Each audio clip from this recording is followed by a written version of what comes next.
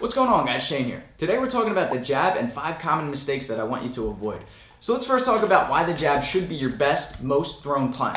First reason is it exerts the least amount of energy, right? I'm just extending my arm. It's not a big exaggerated movement, therefore I can throw it throughout the entire fight, and you should be.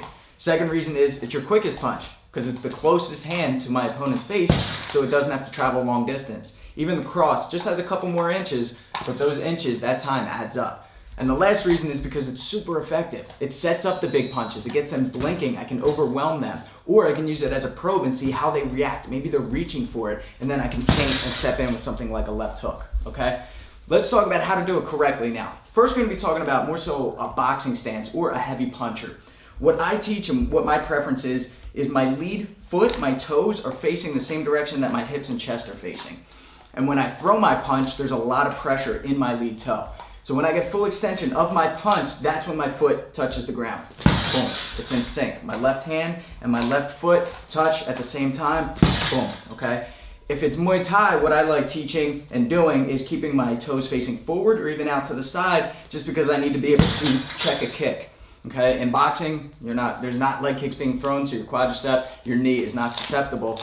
Or if you're fighting a guy that hasn't been throwing kicks, then maybe you can put a little more zing by keeping your toes on the inside. Just something to keep in mind and to experiment with. You're getting full extension, you keep the opposite hand up, you get slight hip rotation, but it's more so in the shoulders. The right shoulder pulls back as the left shoulder drills forward. Boom, okay? Now let's talk about some mistakes now that you know how to do it. The first one is this: people aren't throwing it enough. Especially in MMA and in Muay Thai kickboxing, we're not seeing enough of the jab. And like I said, it's super effective. I can use it as a probe to see how they react to certain things. Are they flinching? Are they slipping? Are they more of a blocking kind of fighter?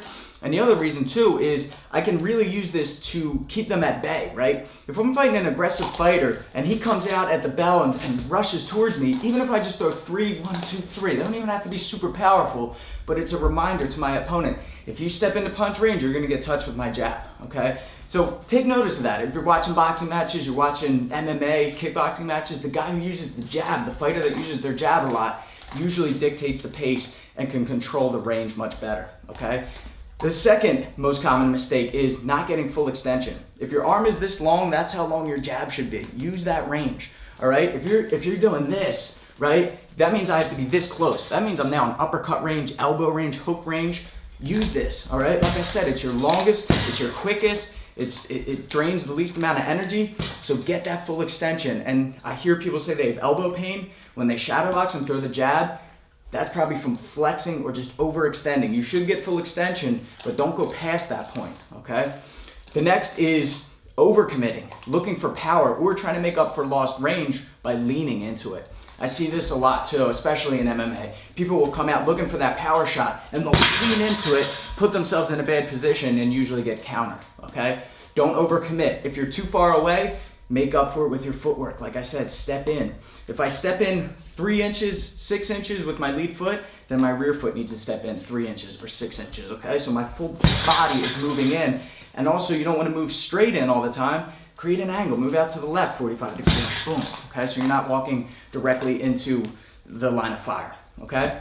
The next is a lazy retraction. Now, even if you're doing everything else correct, this one is super important because a lot of people have a strategy. They're gonna eat a jab just to land an overhand right because they know that you have a lazy jab. If you're doing this and you're looping it down low and then up, which usually happens in rounds 2, 3, 4, right? Once you start to get tired, you do this. And even if you're creating that angle, now you're moving into their power hand. Very dangerous if you do that, right? Because boom, you get drilled right over top. Okay, so that's reason number 4. Mistake number 4 is don't do a lazy retraction. Bring it straight back. A to B, B to A. And then the last is you want to make sure that you aren't exaggerating or rather telegraphing the jab, right? You don't want to do this. I see this a lot. They get a rock, they get that motion, they get that shoulder thrust into it. You should be able to throw your jab no matter where your feet are at, no matter where your shoulders are at. You shouldn't have to reset and then punch, right? I could go from here, I could go from back here, I can move while backwards to the side. No matter what, I should be able to throw and pump my jab from wherever. Even if it's an up jab from here, right? I can still do this. Floyd uses this one a lot, right? But even still, you want to be able to throw that jab at any point. when maybe your opponent's jumping in or you're catching them off balance.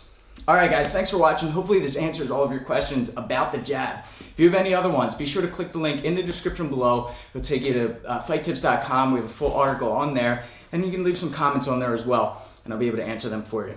Until next time, I'm Shane with Fight Tips. Self-defense for the underdog.